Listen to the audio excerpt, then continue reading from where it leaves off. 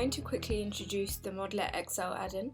To do this, I've got a very simplistic loans model we're looking at here, where I can issue loans in a given month. Each loan has a different term, and as I issue two loans here, the first for $50,000 and another for $45,000, we can see that the interest rate that we see here holds steady for the life of that loan. In order to calculate this, we have another view here, which has both the standard time dimension and then it also has a matrix time dimension. This is our real time dimension going across the top here, and here we have the month where the loan was issued. So we can see that the $50,000 loan has gone straight down to that issued the month 2 line, and the interest rate has held steady there, and that extra $45,000 loan comes into month 3, and that has a different interest rate which holds true for the life of that loan. So this is the simple example, and I'm going to jump back across to Excel now, and what I can do here is I can log into my local instance. From there I can then open up the report menu, and we can see the same reports that we saw earlier. With that, I can see that we have the $50,000 loan and the $45,000 loan, and we can also see that this is pulling a specific number from that model and a specific location. So the input cube, month 3 baseline for loan 1, new loan amount, and that matches back to what we see here. The $45,000 loan, I think it's that one. So if we hit explain value, you can see that at the top there. So month 3 baseline loan, 1 new loan amount.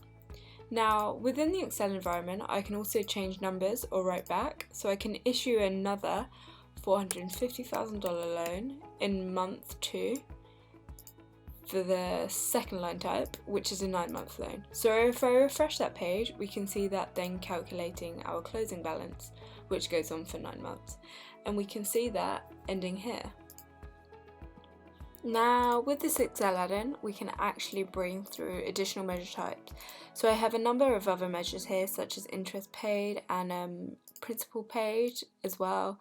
I'm going to bring through the cumulative interest paid for now, and we'll have a look at, well, actually, you know what, I'll put in a new report. So what I'll do is I'll add a new sheet here, yearly interest paid. So I want to see year 1.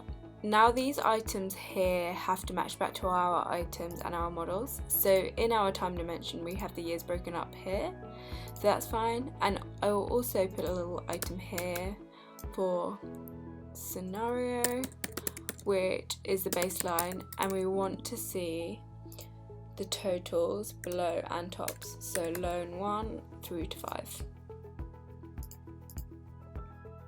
So with that, I should now be able to go back and grab the data. So I'll copy one of the existing formulas to make life a little bit easier for myself, like so. And here we can see the first item should be our time dimension, and I'll restrict that to rows. Just as our loan type should be right there. Again, restrict this one by column. And let's see which one was next. Time, scenario, loan and measure. Go back, time, scenarios is here. Loan, that one there. And measure is the cum interest paid. Okay, excellent. So I've got that formula and I think I've got that right. So all I'll do now is I'll take that formula, I drag it across and drag it down, and now we can refresh that view. There's going to be no cum interest paid. I think it's because of the calculation issue. So let me see if I've got that here. It is a calculation issue. So I'll quickly go and add that and bring that through from all our matrix cubes. Link to matrix cube. Linking based on one dimension that we don't have in that target cube, which is time matrix, and I'll grab all time. This formula is going to restrict to a cumulative interest paid, And there we have it.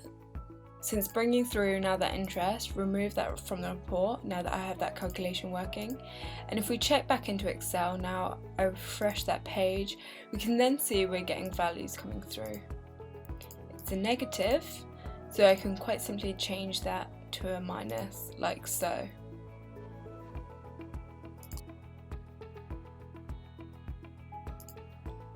And there we have it. A simple report that we've designed ourselves and grabs additional information from the Modeler Cube. We can, however, also go through our report and change the titles.